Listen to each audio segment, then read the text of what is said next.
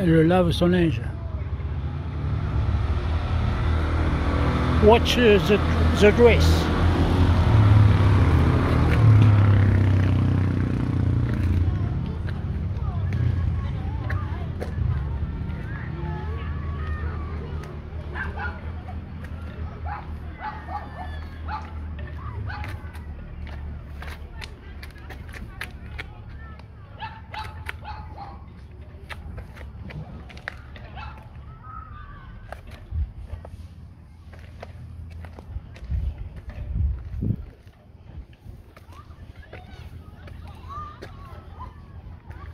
Ah ouais, avant, ils allaient laver le linge dans la mer.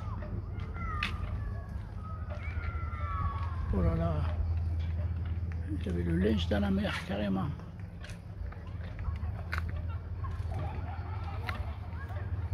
Oh là,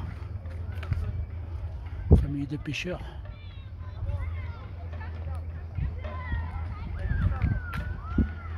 Alors c'est écrit en italien, en allemand, en anglais, en croate.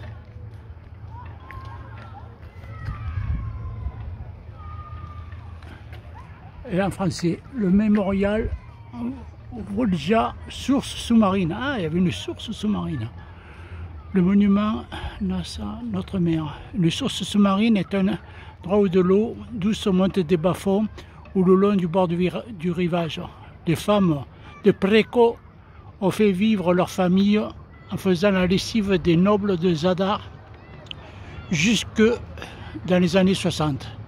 Ici, à cette source, elles rinçaient le linge à genoux sur la pierre. Dans le passé, il y avait au moins une blanchisseuse dans presque toutes les familles de Preco. À ce jour, la vie difficile de ces femmes titulaires, insulaires, diligentes et la noyade de 16 d'entre elles est restée vive dans les mémoires.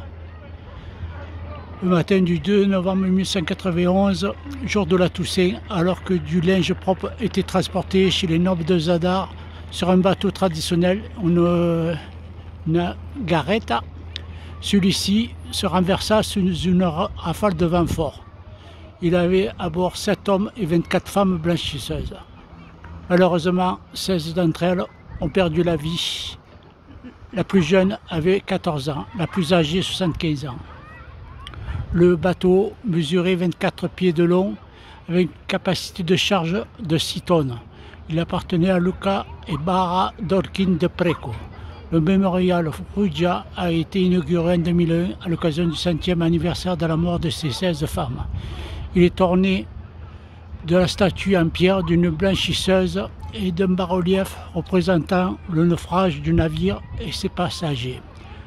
Anselmo Dorkin, artiste de Preco, en est le sculpteur. En bordure du site, vers le large, ont été inscrits les noms et âges de toutes les blanchisseuses qui ont péri lors de ce terrible accident. Voilà là. D'accord. C'est écrit en espagnol aussi. Ouais, donc c'est la source de douceur.